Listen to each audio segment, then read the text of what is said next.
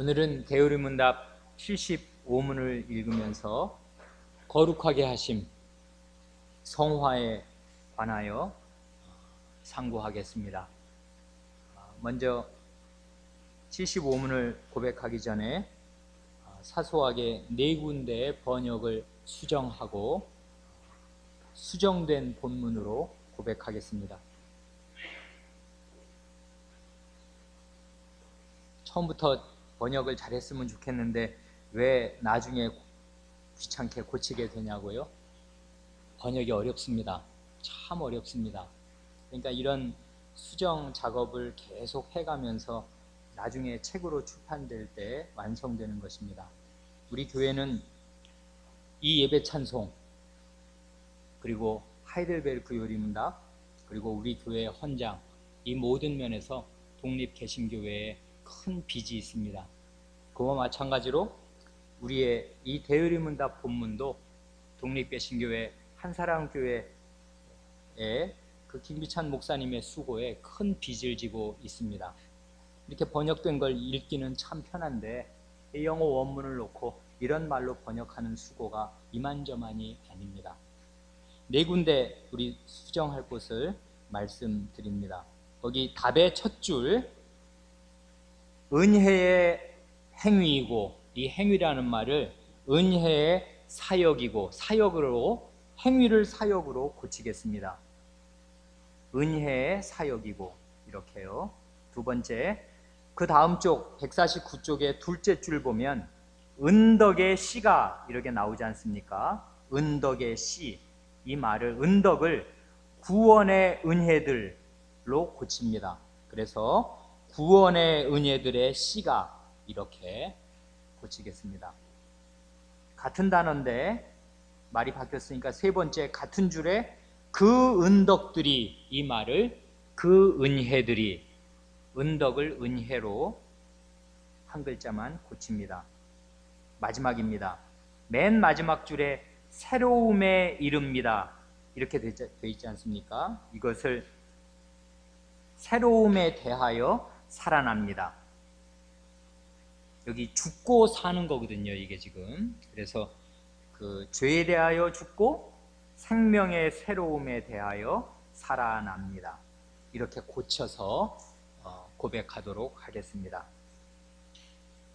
75문, 거룩하게 하심이 무엇입니까? 답, 거룩하게 하심은 하나님께서 값없이 주시는 은혜의 사역이고, 이로써 하나님께서 창세전에 거룩하게 하려고 택하신 사람들은 때가 되어 그리스도의 죽음과 부활을 그들에게 적용하시는 하나님의 성신의 강력한 역사를 통하여 그들의 전인에서 하나님의 형상을 조차 새롭게 되고 생명에 이르는 회개를 비롯한 다른 모든 구원의 은혜들의 씨가 그 마음에 심기고 그 은혜들이 활발해지고 많아지고 강하게 되면서 그들은 점점 더 죄에 대하여 죽고 생명의 새로움에 대하여 살아납니다. 이 75문은 거룩하게 하심에 대하여 고백합니다. 우리말로는 이걸 아주 길게 푼 거죠. 거룩하게 하심이라고. 한자어로 말하면 아주 두 글자로 간단합니다. 성화입니다. 거룩할 성, 될 화, 거룩하게 됨인데 영어로도 명사로 되어 있습니다. sanctification 해서 성화라고 해도 좋습니다. 첫 마디가 이렇게, 답의 첫 마디가 이렇지 않습니까? 성화는, 거룩하게 하심은 하나님께서 값없이 주시는 은혜의 사역이고, 이 말이 이 후렴구처럼 지금 대우리문답에서 계속 반복되고 있다는 사실 지금쯤이면은 감지하셨을 겁니다. 어떤 말이 계속 반복됩니까? 제가 한번 쭉 그냥 낭독해 드릴 테니까 들어보시기 바랍니다. 66문부터 그렇습니다. 택하신 사람들이 그리스도와 연합됨은 하나님의 은혜의 사역인데, 67문, 효력 있는 부르심은 하나님의 전능하신 능력과 은혜의 사역인데, 70문 의롭다 하심은 죄인들에게 하나님께서 값없이 주시는 은혜의 행위로, 72문 의롭다 하심을 얻는 믿음은 죄인의 마음에 역사하신 구원의 은혜인데, 그리고 74문 바로 지난주에 한 거죠. 양자로 삼으심은 하나님께서 쭉 넘어가서 값없이 주시는 은혜의 행위이고, 이런 것입니다. 뭐가 반복됩니까? 은혜라는 말은 한 번도 안 빠집니다. 말하자면 은혜의 선물이다 이것입니다. 은사라는 말이 그거예요. 요즘 사람들이 크게 성경의 원래 뜻과 달리 쓰는 말이 카리스마라는 말 아닙니까? 야, 그 사람 참 카리스마가 있어. 그건 뭘 말하는 겁니까? 좌중을 휘어잡는 어떤 인격적인 힘 같은 거, 그런 걸 사람들이 흔히 그런 뜻으로 카리스마가 있다고 말하지 않습니까? 눈빛으로 사람을 그냥 착 휘어잡는다든지 어떤 말로 휘어잡을 때 야, 카리스마가 있다 말하는데, 성경의 원래 뜻은 그런 거 아닙니다. 은사가 카리스마인데 은혜의 선물입니다. 그 선물이란 받을 자격이 없으니까 그게 은혜라고요. 받을 자격이 있는 사람에게 주시면 그거는 보상입니다. 그냥 말하자면 임금을 받는 거라고요. 수고한 노동의 대가를 받는 대가입니다. 그게 은사가 아니고, 은사란 언제든지 받을 자격이 없는 사람에게 무상으로 돈 안 받고 거저 주시는 것이 은혜입니다. 그러니까 카리스마란 은사인데, 내게 카리스마가 있다면 나는 원래 이걸 받을 자격이, 감당할 자격이 아무것도 없는데 하나님이 그냥 은혜로 주신 것입니다. 그러니까 이걸 내 것이라고 알고 내가 자랑을 하면 안 되고, 자랑은 꼭 할 게 하나 있는데 이걸 주신 하나님만 자랑하면 됩니다. 은혜를 많이 받은 사람은 하나님을 자랑해야 하고 그래야 마땅합니다. 죄인은 그렇게 안 됩니다.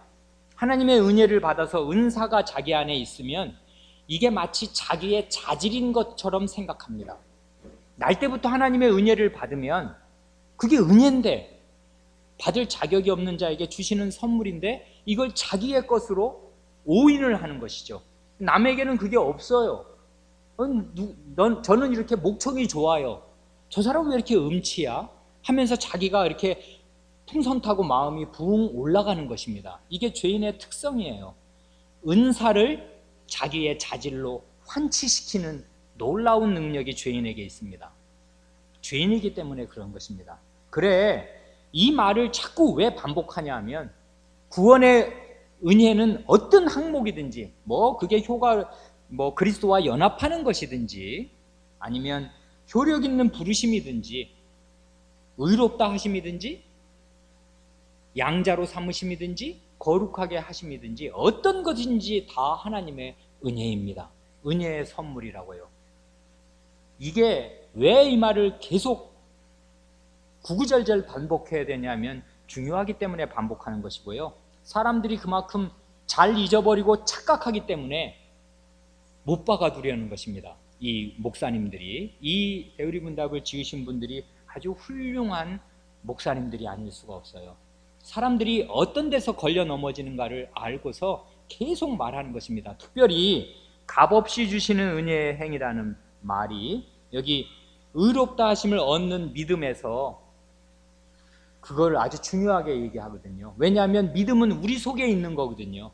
믿음은 하나님 속에 있는 게 아니에요. 내 속에 있는데 이걸 행위로, 자기의 자랑거리로 치환을 한단 말이에요, 사람들이. 그러니까 이것이 왜 값없이 주시는 은혜의 행위인가를 특별히 한 항목을 떼어서 가르쳤지 않습니까? 마찬가지로 여기 거룩하게 하심도요, 하나님의 은혜인데 거룩하게 되는 건 하나님이 거룩하게 되어가는 것이 아니고요, 하나님은 원래부터 거룩하신 분이고요, 우리가 거룩하게 되어 가야 하는 것입니다. 이게 우리 안에 형성되는 것이거든요.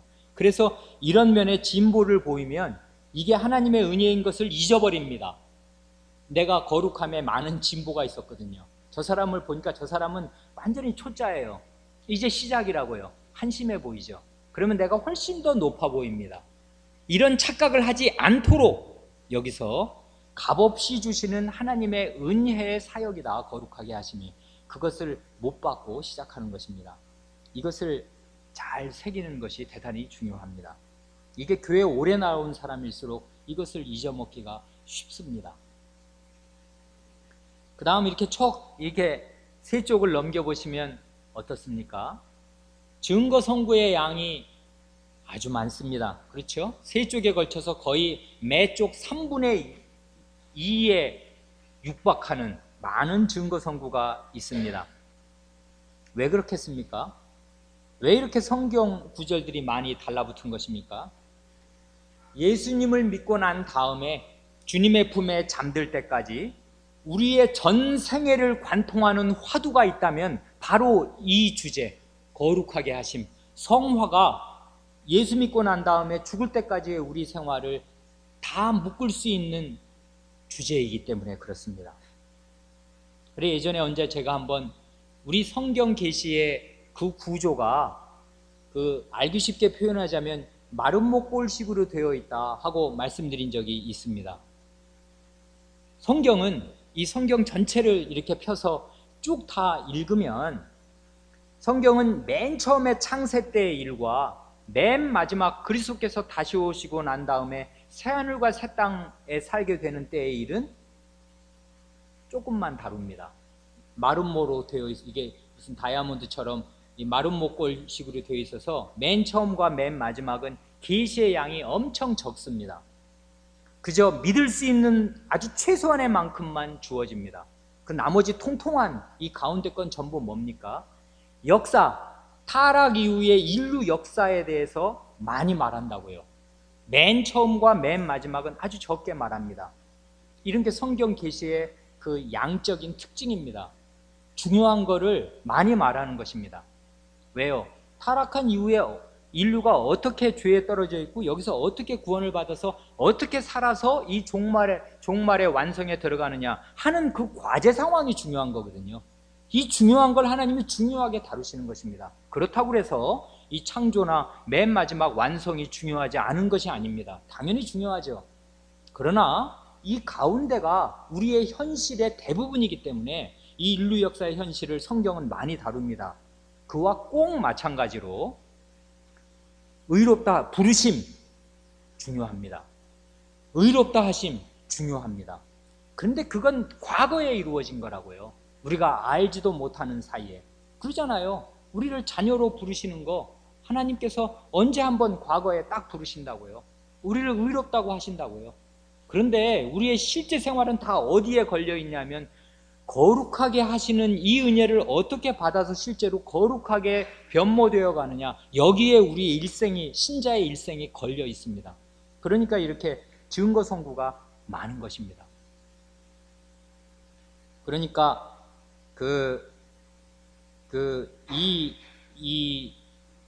이 거룩하게 하심, 성화, 이것이 우리가 잘 생각해야 될 대단히 중요한 과제가 됩니다. 먼저 거룩하게 하심, 이 성화의 개념을 아주 간단하게 두 가지로 정리해서 말씀드리고 그 내용을 우리 고백하는 내용을 이제 차례차례 보겠습니다. 거룩하게 하심, 성화란 첫째로 하나님께로 구별되는 것입니다. 거룩은 거룩함이란 언제든지 이게 하나님에게 속한 것을 거룩하다고 합니다. 이것입니다. 이게 가장 첫 번째예요. 거룩함이란. 그러니까 이 말이 이상하지만 하나님은 사랑에서도 거룩하시고 자비에서도 거룩하시고 은혜에서도 거룩하시고 거룩하신 분입니다. 하나님이 거룩하시다는 게 하나님의 성품에 그리고 하나님의 존재에 가장 중요한 점인데 그 말은 뭐냐면 차원이 다르다 그거예요. 하나님은 구별되어 있다 그것입니다. 이 세상 어떤 것에도 그 유비를 찾을 수가 없어요. 그러니까 우리가 하나님을 아버지라고도 부르고 뭐 왕이라고도 부르고 목자라도 부르고 토기장이라도 부르고 뭐 별의별 그 많은 말들을 다 하지 않습니까? 어떤 말 하나라도 하나님을 온전히 담지를 못해요. 왜냐하면 그건 다 우리 이 세상에서 경험하는 것들이잖아요. 그걸로 다 담지 못한다고요. 하나님 아버지 그러지만 하나님에게 어머니와 같은 속성이 없습니까? 왜 없습니까? 어미가 자식을 잊을지라도 나는 너를 잊지 아니할 것이라. 그럴 때는 그 모성보다 100배 강한 그 모성의 사랑이 하나님에게 있다 그거잖아요. 그러니까 하나님 아버지라는 말로 하나님을 다 담을 수가 없는 것입니다. 이 세상에 있던 어떤 것으로도 하나님을 표현하거나 담을 수 없어요. 그러니까 하나님을 그림으로 그리면 안 되는 것이에요. 그릴 수가 없는 것입니다. 우리의 머릿속으로. 그러니까요, 하나님은 그런 면에서 거룩하신 분입니다. 초월에 계신다고요. 차원이 달라요. 그래서 그 하나님의 초월성을 나타내는 말이 하늘에 계신입니다. 하나님은 하늘에 계시다고요. 우리는 어디 있습니까? 땅에 붙어 있다고요. 땅에 떨어지는 순간 우리는 한 걸음도 못 내딛지 않습니까? 우리는 땅에 붙어 있는 존재고 하나님은 하늘에 계신 거룩한 분이십니다. 그러니까 거룩하다는 말은 첫째로 하나님께 속하게 되는 거예요. 이게 첫 번째입니다. 하나님이 거룩하신 분인데 하나님의 것이 되면 하나님의 것이 다 거룩해집니다. 그것이에요. 성전이 거룩한 이유는 그게 하나님의 집이기 때문입니다. 하나님의 백성이 거룩한 이유는 그 말 그 자체에 다 들어있어요. 하나님의 백성이니까, 하나님의 소유니까 그의 신분 자체가 거룩하게 된 것입니다. 왕자는 제 아버지가 왕이니까 왕자고 왕궁에서 사는 거 아니에요. 신분이 다르잖아요. 일반 평민하고는. 그런 것처럼 하나님께 속하게 되면 그냥 거룩하게 되는 것이에요. 하나님께 속했기 때문에. 그래, 이 거룩하게 된다는 말의 첫 번째 뜻은 하나님께로 구별되는 것이고 하나님과 관계 있는 사람, 하나님의 자식이 되는 것입니다. 이게 거룩하게 되는 거예요. 하나님이 거룩하신 분인데 그 안으로 편입이 되는 거. 둘째로가 우리가 알고 있는 흔히 생각하는 그런 개념입니다. 뭐냐면 그렇게 신분이 원래 거룩하신 분, 초월적으로 구별되어 계신 분에게 속함으로 말미암아서 속하게 된 그 실질이 이제 품성과 생활에서 나타나는 것입니다. 그러니까 그게 단순히 명목만 그렇게 되는 게 아니라고요. 명실이 상부하게 됩니다. 그래서 실제로 사람이 하나님께 속하게 되어서 거룩한 신분을 얻게 되면은 그의 품성, 인격이죠. 그의 생활이 거룩하게 변하게 됩니다. 그래, 도덕적으로 순결해지고 그야말로 우리들이 말하는 거룩하게 되는 거. 그래, 죄를 버리고 하나님, 거룩하신 하나님의 모습, 하나님의 형상을 점점 본받게 되는 것. 그러니까 거룩하다는 말을 두 가지를 종합하면 하나는 신분상의 변화고요. 하나님께 속하게 되는 거죠. 그 다음에는 생활상의 변화입니다. 인격과 생활상의 변화. 이 두 가지가 묶여서 거룩함을 형성합니다. 이 두 가지를 똑같은 말을 다른 방식으로 말하면은요, 이 성화, 거룩함은 하나님의 은혜이면서 동시에 명령입니다. 하나님의 은혜라는 말은 하나님께 속하게 되는 거, 이렇게 되는 거는 우리가 어떻게 뭘 노력을 해서 되는 게 아니거든요. 하나님이 그렇게 해주십니다. 신분상 왕궁에 갖다 놓으신다고요. 죄인을 의롭다고 하시면서 왕궁에 갖다 놓으십니다. 이런 게 적절한 예는 아닌데 철종이 어떻게 왕 되신 거 아시죠? 강원도에서 나무 캐고 나무 하고 있는, 말하자면 떡거머리 총각이었다고요. 진짜 무식하고 배운 거 없고 그냥 그렇게 살았는데 알고 봤더니 이게 왕통이에요. 예, 왕실의 피가 흐르고 있었다고요. 그래서 후계자를 찾을 수 없으니까 모셔옵니다. 그리고 그 다음부터는 모든 신하들이 그 앞에 절하면서 왕으로 예우를 하니까 왕노로 사는 것이에요. 맨 먼저 데리고 올 때는 속은 그냥 형편없어요. 그냥 떡거머리 그 강원도에서 그 산 누비고 다니는 그런 신만의 아들하고 똑같은 사람이라고요. 그런데 이게 신분을 갑자기 변화시켜 놓습니다. 왕이랍니다. 다 만조백관이 그 앞에 엎드린다고요. 이게 어떻게 된 거야 하면서 이 사람이 점점 왕 노릇을 하게 되는 겁니다. 이게 이제 생활성의 변화가 따르는 거라고요. 그런 것처럼 성화는 먼저 은혜입니다. 하나님께서 자기에게 속한 사람으로 만들어 놓으십니다. 동시에 은혜이면서 이게 명령입니다. 그렇게 살라는 거예요. 거룩하게. 거룩한 사람이 되었으니까, 너 이제 왕이 되었으니까 왕답게 행하라는 거예요. 옛날처럼 그렇게 막 그렇게 천방지축 벌거벗고 돌아다니고 그렇게 몸 위통 벗고 돌아다니고 그러면 안 된다는 거예요. 왕이니까. 은혜요 명령입니다. 그래, 하나님께서는 주신 것을 명하십니다. 은혜로 우리를 거룩한 신분으로 만들어 주셨으니까 이제 거룩하게 살도록 명하십니다. 주신 것을 명하십니다. 안 주신 것을 명하라 그러면 우리는 불가능합니다. 할 수가 없어요. 그런데 주셨으니까, 은혜를 주셨으니까 명령하시면 그 명령을 알아듣고 순종할 수가 있게 됩니다. 이것이 거룩함의 큰 두 가지 개념입니다. 이제 우리 답의 내용을 시간이 되는 대로 간략간략하게 살펴봅니다. 답이 그 다음 뭡니까? 이로써 하나님께서 창세전에 거룩하게 하려고 택하신 사람들은 때가 되어 그리스도의 죽음과 부활을 그들에게 적용하시는 하나님의 성신의 강력한 역사를 통하여. 이걸 읽으시면 제일 먼저 어떤 느낌이 드십니까? 삼위일체적인 진술에 우리는 놀랍니다. 성부, 성자, 성신이 삼위 하나님께서 다 우리의 성화, 우리가 이 땅에서 거룩하게 되는데 관여하십니다. 삼위 하나님께서 이렇게 힘을 합쳐서 합력해서 하시는 그 일이 실패로 돌아가거나 무위에 그칠 수가 없겠습니다. 이것이 우리의 소망입니다. 이것이 우리의 희망이라고요. 성부 하나님께서는 뭘 하십니까? 우리의 성화를 위해서 창세전에 우리를 택하시는데 왜 택하시는가 하면 거룩하게 하시려고 택하신답니다. 거기 각주 326번의 그 네 번째 증거성구 에베소서 1장 4절이지 않습니까? 그게 3절부터 읽으면 더 좋은데요. 3절을 제가 그냥 읽어볼 테니까 들어보시고 4절은 거기 나온 326번의 그 에베소서 1장 4절을 보시면 되겠습니다. 3절 찬송하리로다. 주어가 하나님입니다. 하나님 곧 우리 주 예수 그리스도의 아버지께서 그리스도 안에서 하늘에 속한 모든 신령한 복으로 우리에게 복 주시되.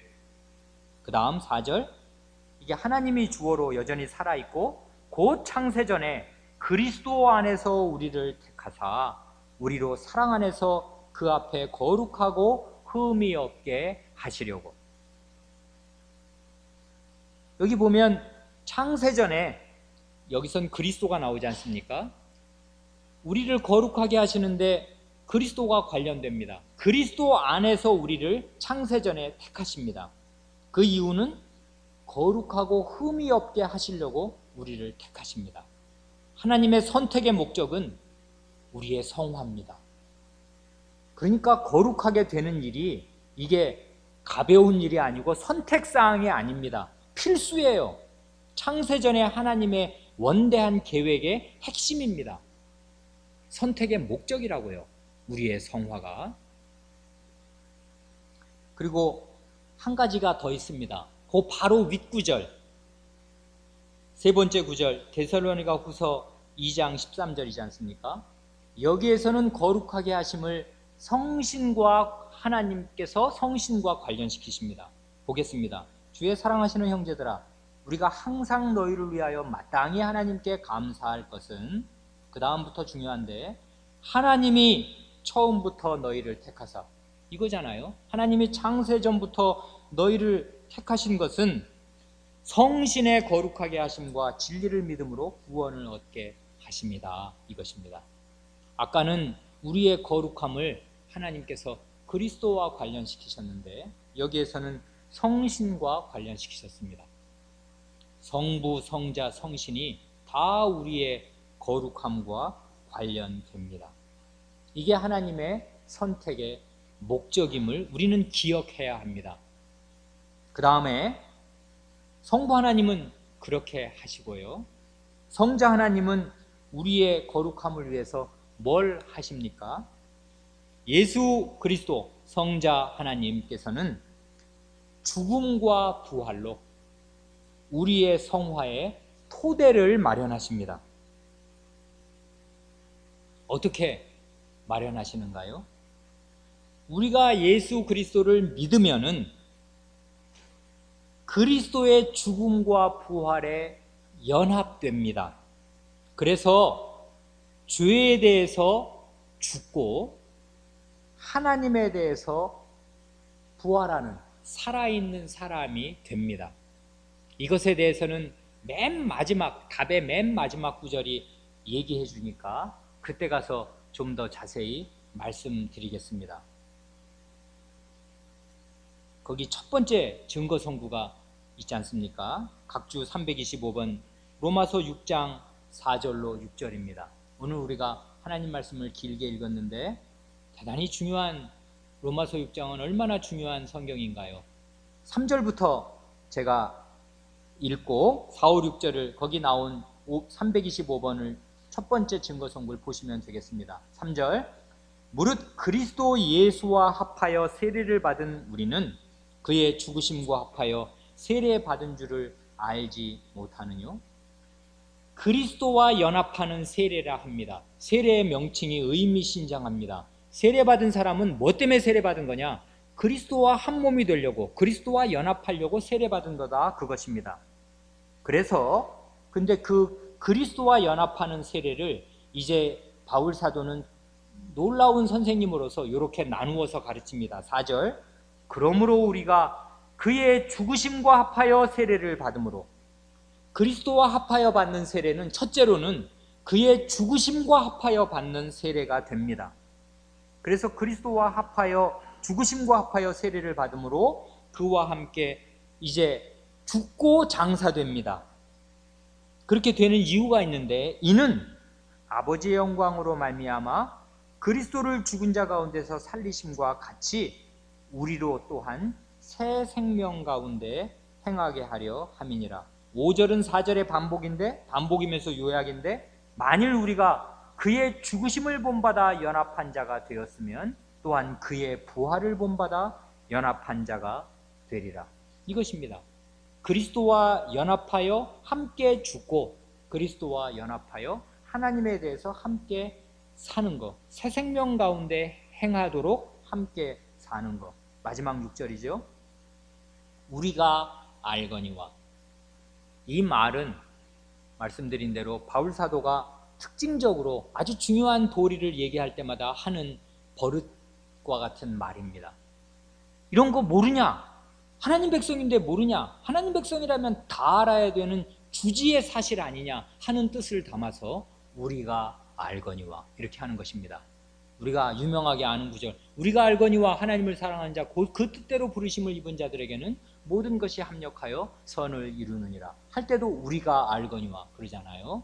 여기도 그러니까 이거는 굉장히 중요한 사실이에요. 반드시 하나님 백성이면, 이걸 모르면 하나님 백성 아니다 그 말입니다. 우리가 알아야 합니다. 뭡니까? 우리 옛사람이 예수와 함께 십자가에 못 박힌 것은 죄의 몸이 멸하여 다시는 우리가 죄에게 종 노릇하지 아니하려 합니다. 이걸 모르면 그리스도인 아니다 그것입니다. 그리스도인이라면 다 아는 사실이고 알아야 하는 사실입니다. 뭡니까? 그리스도와 함께 죽는 세례를 받은 사람이 그리스도와 함께 부활하는 그런 일을 모르면 그게 어떻게 그리스도인이냐 하는 것입니다. 그래 여기 지금 세례를 중요하게 얘기하잖아요. 교회에 들어오는 첫 관문이 세례이기 때문에 그렇습니다. 교회에 들어온 사람은 다 세례받고 들어오는 겁니다. 아이든 어른이든 그렇지 않습니까? 세례 안 받은 사람은 일단 교회 밖에 있는 사람이라고요. 교회 안에 들어오려면 세례받고 들어옵니다. 세례는 뭡니까? 한마디로 수장입니다. 수장. 물속에 장례 지내는 게 세례라고요. 그래 여기 지금 죽으심과 합하여 세례를 받는다 하는 것입니다. 예전에 한번 그런 설명 드린 기억이 있는데 고대 교회는 이거를 아주 가시화했습니다. 고대 교회 세례터를 가보면 세례터가 저 갑바도기아 같은데 지하에 있어요. 그러니까 돌계단을 타고서 지하로 내려갑니다. 그러면 거기 어두컴컴한 지하에 뭐 촛불 같은 거 켜놨겠죠. 옛날에 전기 어디 있습니까? 그런데 그 어두컴컴한 한가운데에 운물물 같은 게 있어요. 그게 물입니다. 그 속에 사람을 풍덩 담굽니다. 이게 세례라고요. 왜 담굽니까? 그러니까 어떻게 보면 침례교가 있잖아요. 잠길 침자를 써서 이 씻을 세자 말고 침례교가 침례 방식이 사실은 형식적으로는 더 우수한 것 같습니다. 꼭 그래야 되는 물의 양이 중요한 게 아니라 그 의미가 중요한 거니까 우리는 이렇게 뿌리는 것으로 물의 양을 적게 하지만 사실은 물속에 푹 잠그는 게 이게 원래 세례의 뜻을 더 잘 나타내는 형식 같다고요. 예전에는 그렇게 했습니다. 고대 교회는. 그래서 이 사람을 물에 푹 담굽니다. 그리고 나서 물속에서 나옵니다. 말하자면 물에 담글 때 이 사람은 물속에 빠져 죽는 것이에요. 사람이 죽고 그 다음에 물에서 나올 때 새 세상으로 나와서 이제 계단을 걸어 올라가서 그야말로 지상으로 새 세계로 나오는 것입니다. 이런 방식으로 이게 죽고 사는 문제다. 이게 새로운 옛날 너의 죄된 세상에 대해서 죽고 새로운 세상에서 하나님에 대하여 산다는 것을 세례 때 말하자면 가시적으로 육체적으로 경험하도록. 그러니까 지금은 우리가 아이에게 유아 세례를 줄 때나 성인 세례를 줄 때 그냥 물 몇 방울을 물에 뿌리는 정도지만 그 의미는 알고 있어야 합니다. 그 의미는 바로 이것입니다. 그리스도와 함께 수장되는 것이에요. 죽는 것입니다. 죄에 대하여. 그리고 이제 다시 그 물 밖으로 나와서 하나님에 대하여 새로운 생명으로 사는 것입니다. 이게 세례의 뜻입니다. 그리스도와 함께 죽고 그리스도와 함께 사는 것. 이 두 가지를 요약하면 이렇게 됩니다. 성부가 하신 일이 뭐고 성자가 하신 일이 뭡니까? 성부께서 하신 일은 우리를 창세전에 선택하셔서 이 성화의 계획을 짜신 겁니다. 이렇게 하시려고, 거룩하게 하시려고 우리를 선택하셨습니다. 선택하시고 계획하셨습니다. 성자께서 하신 일은 하나님께서 계획하신 일을 실행에 옮기신 겁니다. 본인의 죽음과 부활로. 여기까지는요, 사실은 다 우리 밖에서 이루어진 일이라고요. 그렇잖아요. 하나님이 뭐 계획하시고 그 선택하신 거 우리가 어떻게 알겠습니까? 몰라요. 창세전에 이루어진 일을. 그때 나지도 않았는데. 그리고 그리스도께서 죽으셨다는데 2000년 전입니다. 여러분 봤습니까? 못 봤잖아요. 몰라요. 과거에 나 태어나기 전에 일어난 일이라고요. 그래서 그 다음에 성신께서 하시는 일이 대단히 중요합니다.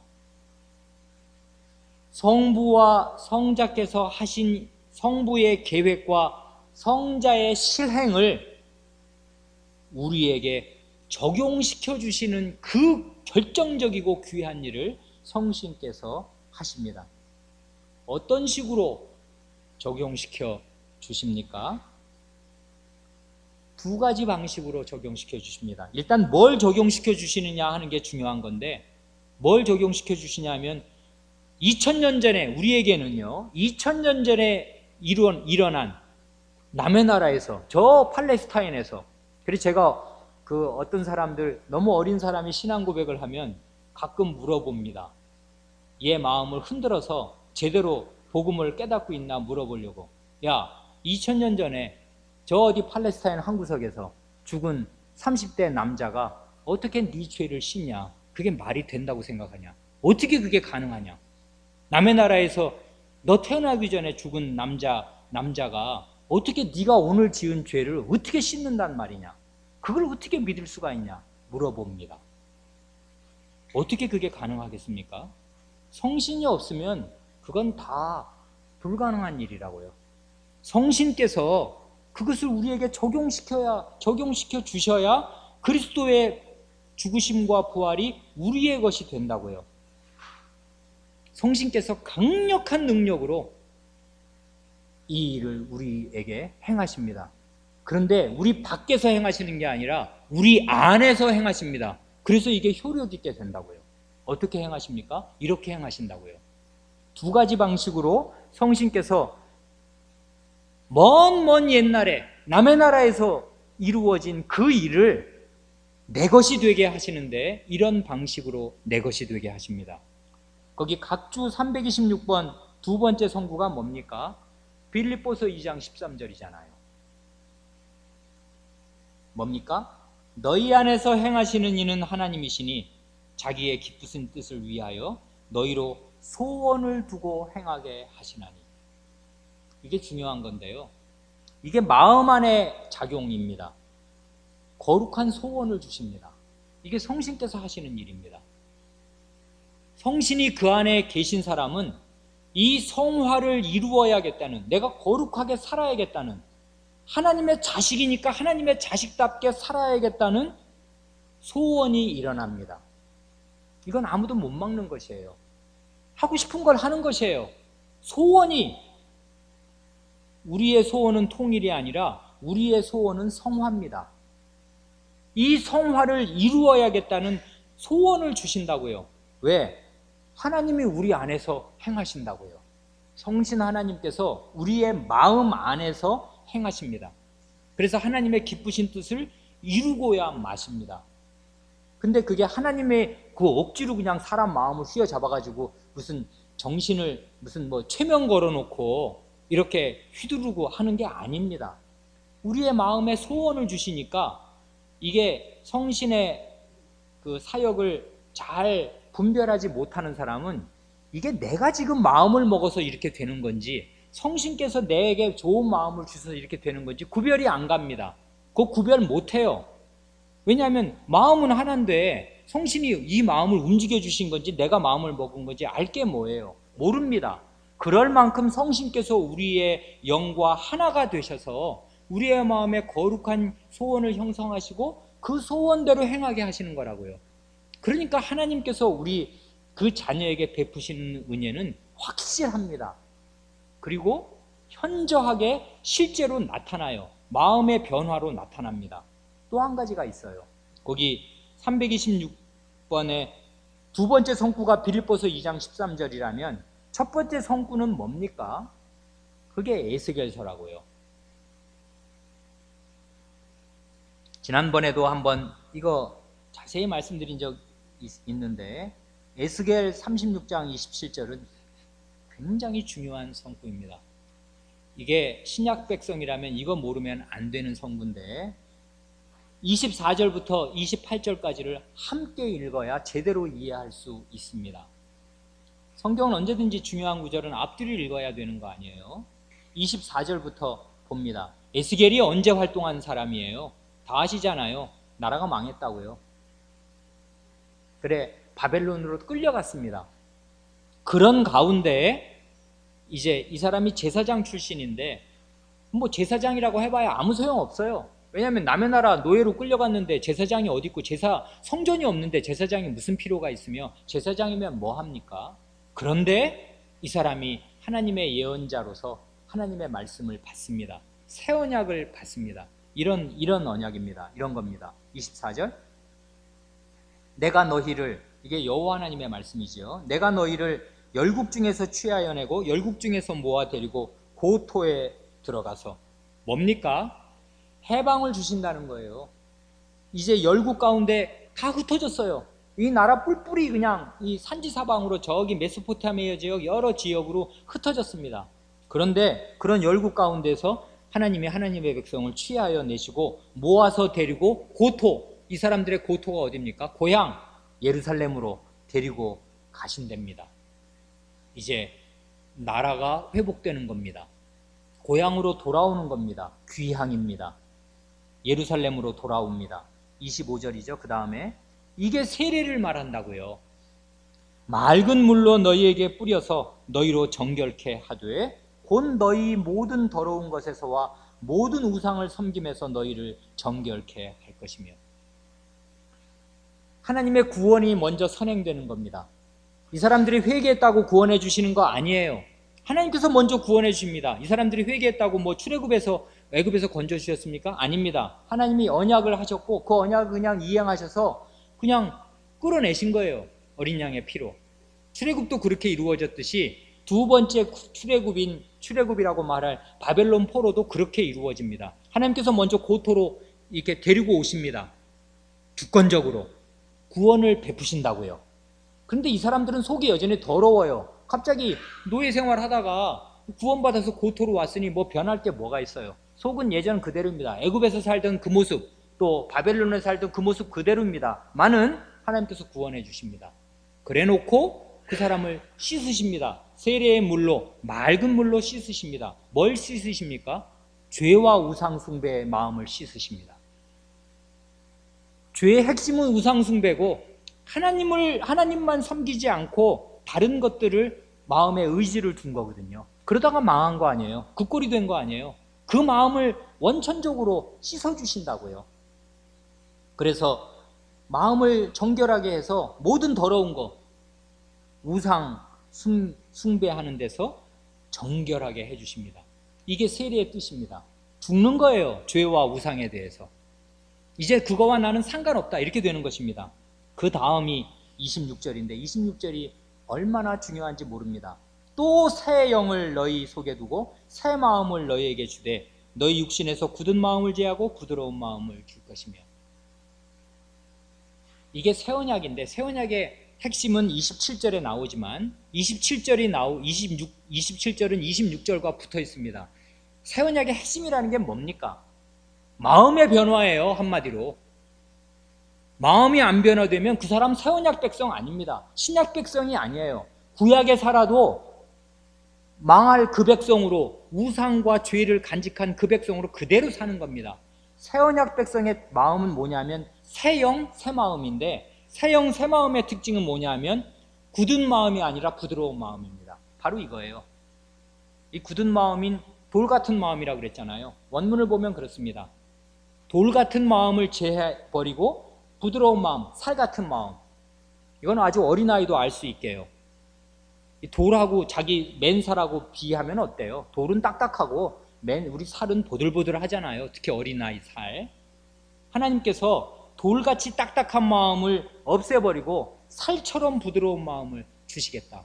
이게 하나님의 새 언약입니다.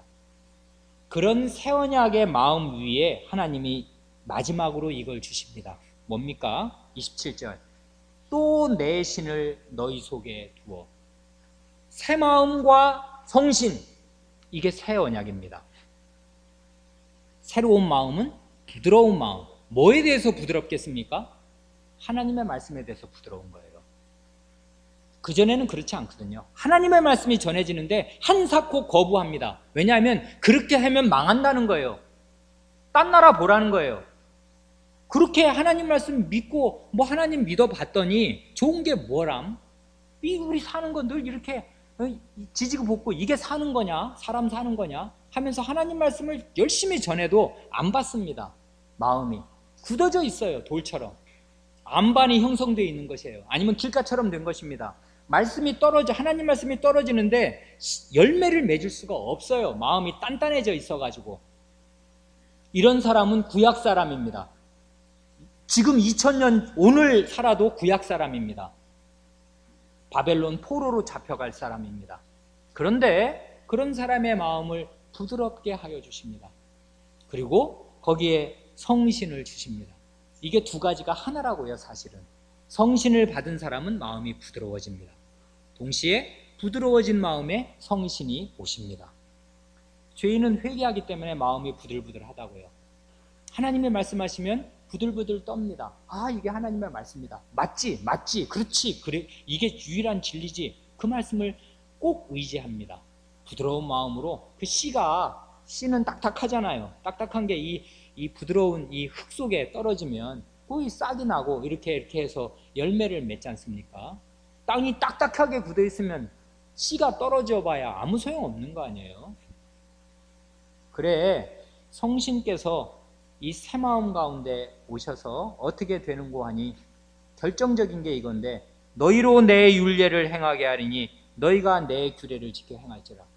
하나님의 법, 하나님의 율법, 하나님의 규례 율례를 행하는 사람이 되게 하십니다. 성신이 새 마음과 이 하나님의 신으로 말미암아서 이 사람은 결국 하나님의 법을 행하는 사람이 됩니다. 그럼 어떻게 됩니까? 그게 거룩한 백성이 되는 거예요. 명실상부한 하나님의 자식이 되는 겁니다. 그래서 이제 마지막 28절에 그 결론이 나옵니다.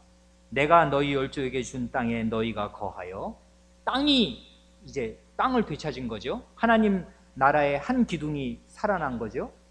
약속의 땅에 돌아오고 그 다음에 너희가 내 백성이 되고 나는 너희 하나님이 되리라. 하나님의 백성이 되는 겁니다. 이러면 이게 하나님 나라가 완성이 되는 거예요. 땅도 있죠, 백성도 있죠. 그리고 하나님이, 이 사람들은 하나님의 백성, 하나님은 이 사람들의 하나님. 이게 아브라함에게 주신 언약이 여기서 성취되는 것입니다. 이렇게 됨으로써 언약이 성취되어서 하나님 나라가 이루어지게 됩니다. 이것입니다. 새 언약은. 다른 것이 아니에요. 새 언약은. 이것이 우리 속에 있는가를 보면 되는 것이에요. 내 마음은 부드러운가? 하나님 말씀이 들려올 때 그걸 거부하지 않고, 이건 진짜 하나님의 말씀이다. 그리고 내 마음에 이런 다른 거 의지하는 마음, 돈 없어서 큰일 났다, 이런 생각하는 거, 이건 내가 좀 돈을 의지하는 거 아닌가? 그 다음에 건강을 잃었으니 큰일 났다. 큰일 날 게 뭐 있습니까? 건강을 다 잃고 잃으면 하나님 나라로 가는 거예요. 걱정할 게 뭐란 말입니까? 하나님 백성에게. 우리는 이 세상에서 모든 것을 잃어도 하나도 걱정할 것이 없어요. 그게 하나님의 자식의 특권입니다. 그런 말씀을 딱 믿는 거예요. 하나님 백성은 부드러운 마음으로. 이게 하나님 백성입니다. 이렇게 살면서 거룩한 백성으로 살면 하나님이 과연 그의 하나님이 되시고 그는 하나님의 백성으로 이 세상을 사는 겁니다. 그런 사람들이 모이면 하나님 나라의 문화, 하나님 나라의 사귐, 하나님 나라의 하나님 나라됨이 나타납니다. 그게 교회라고요. 교회는 자고로 그래야 합니다. 성신이 강력하게 역사하셔서 죄에 대하여 죽고 우상을 싹 내어버리고 하나님 말씀을 부드러운 마음으로 믿고 순종하는 그 백성, 이게 교회입니다. 이게 거룩한 삶의 실체라고요.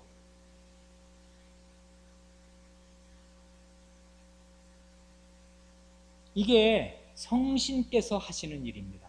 그리스도의 부활과 그리스도의 죽으심을 우리에게 적용시킴으로써 성신께서 이렇게 하십니다. 그 다음 말 뭡니까? 그들의 전인에서 하나님의 형상을 조차 새롭게 되고. 이제 성신께서 이런 일들을 하시면서 우리의 전인이란 뭡니까? 영혼과 몸을 포함하는 지정의를 다 포함하는 거잖아요. 우리의 지성, 생각하는 힘, 그 다음에 우리의 감정과 느낌, 그리고 우리의 의지까지를 다 변화시키신다고요. 하나님을 믿는 사람은 좋아하는 게 달라요. 생각하는 게 다르고요. 결정이 다릅니다. 왜 그렇습니까? 새로운 마음으로 성신을 따라 행하기 때문에 마음에 거룩한 소원이 형성되니까 하고 싶은 게 달라지는 것입니다. 이 세상 사람하고 달라요. 느낌이 다르고 감정이 다르고 의지가 다르고 지성이 다릅니다. 그래, 이런 전인의 변화를 받아 하나님의 형상을 조차 새롭게 된답니다. 타락한 죄인이 하나님의 형상을 좇는 길은 하나밖에 없습니다. 그건 뭐냐면 타락한 죄인은 하나님의 형상이 다 왜곡되어 있고 이지러져 있어서 우리 아담과 하와의 모습에서 보듯이 그걸 하나님의 형상이라고 말할 수가 없어요. 하와의 모습, 뱀이 나를 꿰물어 내가 먹었나이다, 그건 말이 아니거든요. 유부녀가 외도를 해놓고 그 남자가 나를 꿰물어 내가 넘어갔나이다, 이게 말입니까? 말이 아니잖아요. 그런데 그 말을 하는 것입니다. 하나님 앞에서. 그러니까 사람 모습이 아니에요. 이게 하나님 형상의 모습이 아니라고요. 부끄러운 줄 모르고 그런 말을 한다고요. 그런데 하나님의 형상을 죄인이 회복하는 유일한 길은 그리스도를 닮는 것밖에 없어요.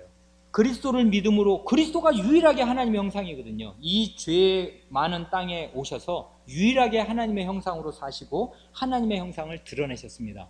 그래, 죄인이 하나님의 형상을 본받는 길은 그리스도를 믿어서 그리스도와 연합되어서 그리스도를 본받아 사는 그 길 밖에 없습니다. 그리스도께서는 이 죄 많은 땅에 죄로 인한 고난을 겪으시면서 참고 선을 행하셨습니다. 그리스도인은 그리스도와 연합된 관계로 교회 안에 있는 죄, 내 가정 안에 있는 죄, 내 안에 있는 죄, 이 세상에 편만한 죄와 싸우면서 죄로 인한 고난을 기꺼이 견디면서 참고 선을 행합니다. 이게 그리스도의 형상이 그 안에 이루어지는 유일한 비결입니다. 야고보서의 고난과 시련을 말하고 우리가 이번 주에 읽을 베드로전서의 주제가 고난입니다. 거기 보면 고난을 당하는 사람들의 사례들을 열거하고 뒤에 갖다 붙이는 그 사례들이 있는데 전부 그리스도입니다. 그리스도가 이렇게 하셨다는 거예요. 이 죄 많은 세상에 오셔서 고난을 받으셔서 이렇게 하셨다는 거예요. 너희도 그리스도의 형상을 이루려고 이러이러한 고난을 받는다는 것입니다. 그리스도의 형상을 본받아서 하나님의 형상을 우리 안에 이루게 되는데 거기에 필수적인 게 고난이라고요. 고난은 피해갈 수가 없는 것입니다. 그래 우리 수양회 때 말씀드린 거 기도, 묵상, 실현 하나님을 아는 방법은 이것밖에 없는 것입니다. 기도하는 거 결국 말씀과 기도인데 말씀과 기도를 어디서 제대로 체감하냐면 시련 가운데에서 고난 가운데에서 말씀과 기도로 거룩하여지는 것 이게 그리스도인의 삶의 요체입니다. 이게 그리스도를 따르는 비결의 요체입니다. 말씀, 기도, 실현 이것입니다. 그리스도가 그렇게 사셨다고요.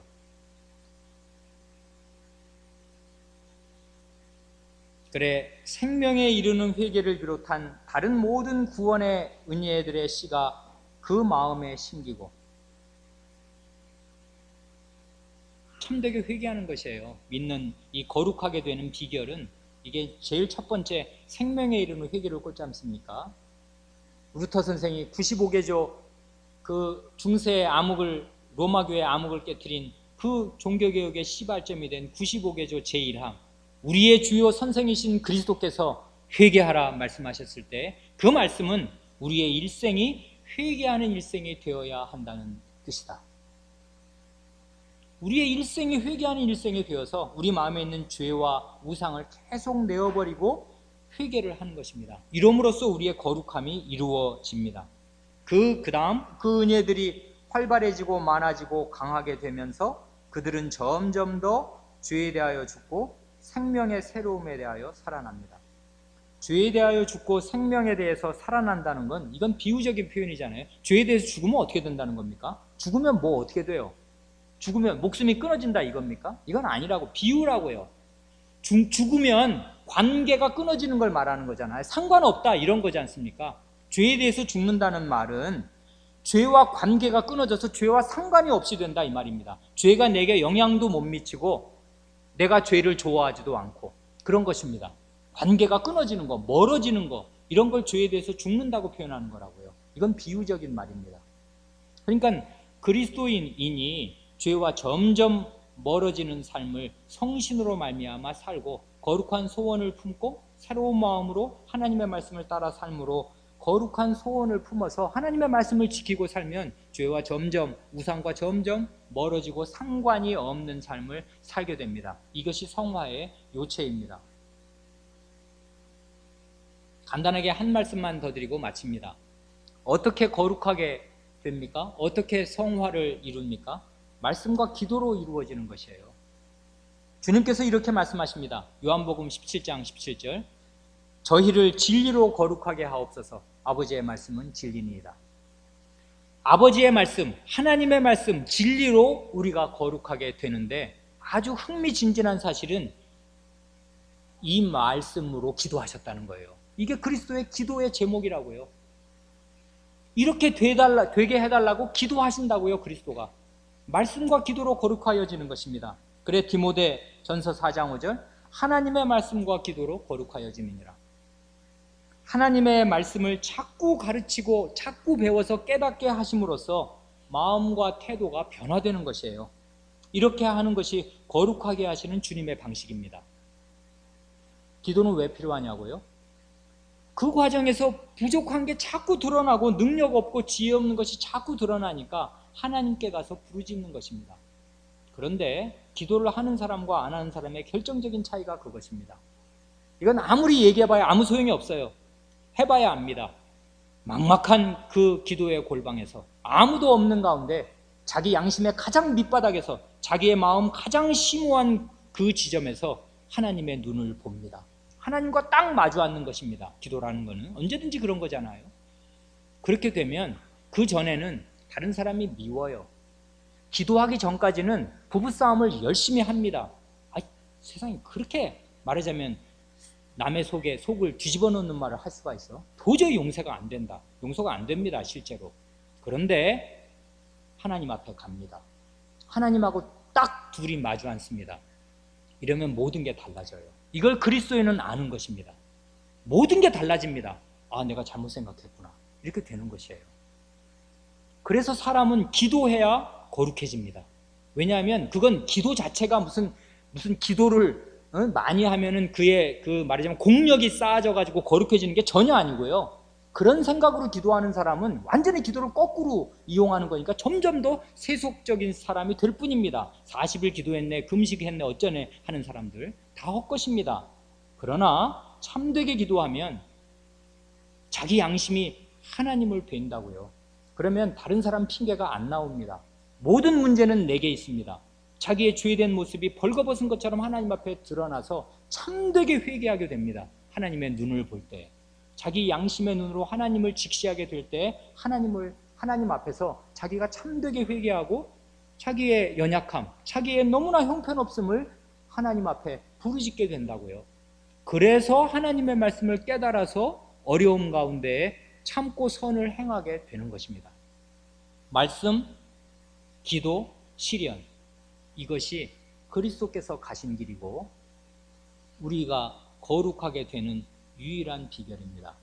요즘 기독교는 시련을 가르치지 않습니다. 고난을 가르치지 않아요. 예수 믿으면 잘 된답니다. 천만의 말씀이에요. 잘 안 됩니다. 어려움이 많아요. 무릇 그리스도 안에서 경건하게 살고자 하는 자는 핍박을 받으리라. 하나님 나라에 들어가려는 자는 많은 환난을 겪어야 할 것이니라. 이게 주님의 말씀인데 이런 사도의 말씀을 안중에도 두지 않는 것입니다. 예수 믿으면 잘 된답니다. 잘 됩니다. 궁극적으로는 잘 됩니다. 많은 고난을 통해서 그가 참된 회개에 이르게 되고 그의 모든 믿음의 불순물들이 씻겨내리게 되고 그렇게 하는 것을 통해서 우리의 거룩한 이 하나님의 형상은 우리 속에 이루어지게 될 것입니다. 그러니까 고난 가운데 있는 것이 걱정할 일이 아니고요. 그 가운데에서 그리스도의 형상을 온전히 이루는 이 과제가 우리에게 중요한 것입니다. 기도하겠습니다.